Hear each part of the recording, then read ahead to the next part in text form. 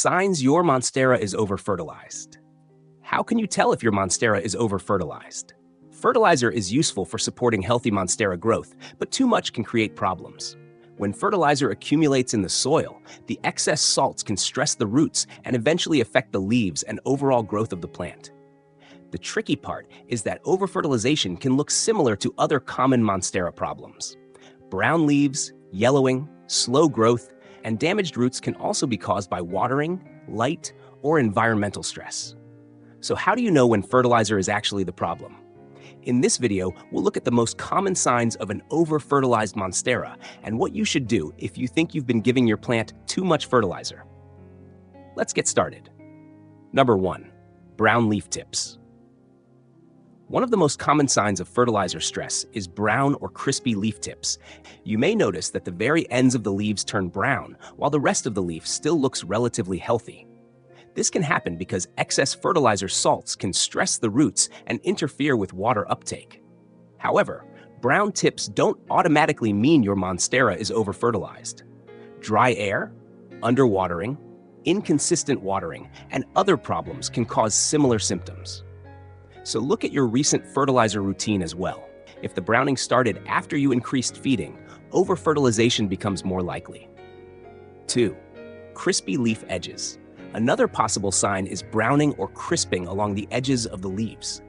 The damage may begin at the margins and slowly spread inward. Again, this symptom isn't exclusive to fertilizer problems. But when crispy edges appear together with other signs, especially heavy fertilizer use or visible salt buildup, it's worth checking your feeding routine. Don't immediately add more fertilizer because the leaves look damaged. That could make the problem worse. Number 3. White crust on the soil. One of the easiest things to look for is white or crusty buildup on the surface of the soil. This can be caused by fertilizer salts and minerals accumulating as water evaporates. You may see a thin white layer on the soil or deposits around the edge of the pot.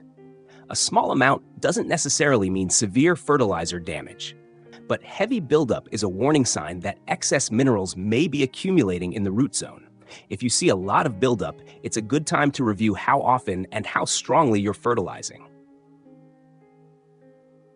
Number 4. Slower growth.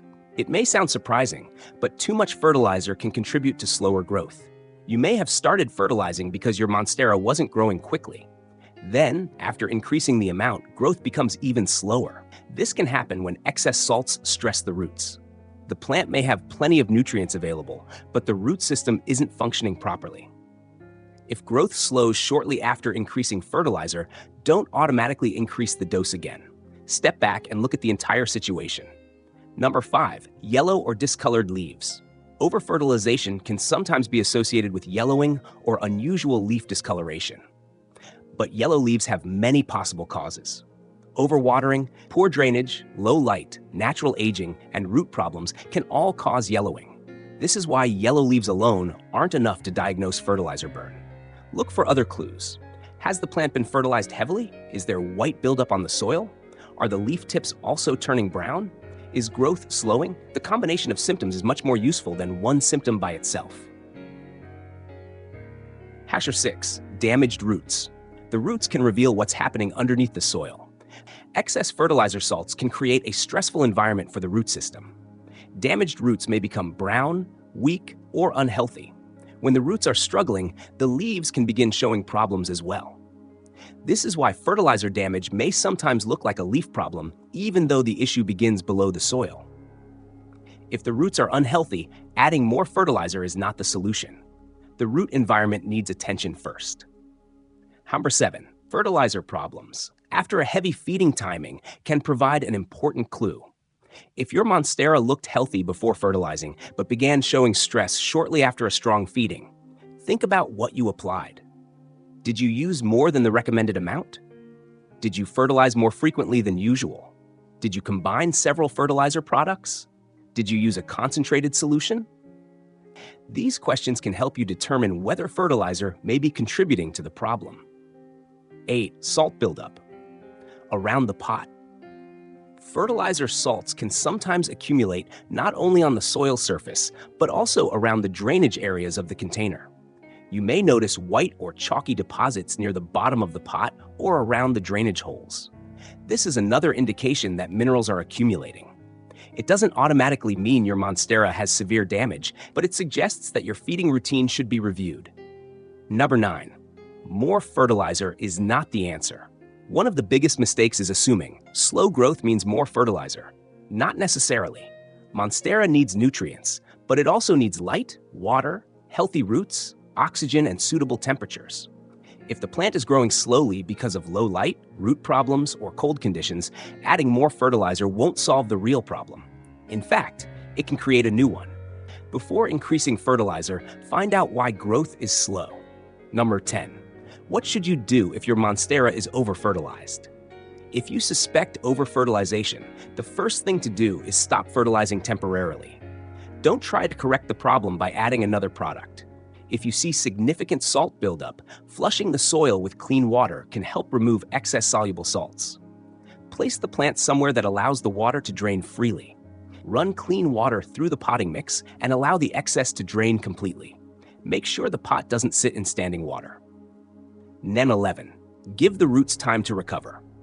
After flushing, don't immediately return to heavy fertilizing. Give the Monstera stable conditions. Provide suitable light. Water appropriately, keep the soil well drained, and allow the roots time to recover. If the roots are severely damaged or the potting mix has become unsuitable, repotting may eventually be necessary, but avoid making several major changes at the same time unless the plant's condition requires it. Number 12. How to prevent overfertilization. Prevention is much easier than fixing fertilizer damage. Always follow the fertilizer label. Measure the fertilizer instead of guessing. Don't double the concentration because you want faster growth. Don't combine multiple fertilizers without understanding what each product contains. And remember that Monstera generally needs less fertilizer when growth naturally slows. A simple, consistent routine is usually safer than aggressive feeding. 13. Fertilize according to growth. The best time to fertilize is generally during active growth. When your Monstera is producing new leaves and growing strongly, it can make good use of available nutrients. When growth slows because of lower light or cooler temperatures, reduce feeding accordingly. The plant doesn't need to be pushed constantly. Healthy growth comes from balance. Final thoughts. So, what are the signs that your Monstera is overfertilized? Look for brown leaf tips, crispy edges, white or crusty buildup on the soil, slower growth, unusual discoloration, and possible root damage. But remember that these symptoms can have many causes. The strongest clue is often the combination of symptoms with a history of heavy or excessive fertilizing. If you suspect overfertilization, stop feeding temporarily and consider flushing the soil with clean water to remove excess soluble salts. Then give your Monstera stable conditions while the roots recover. Going forward, use fertilizer at the recommended concentration and frequency.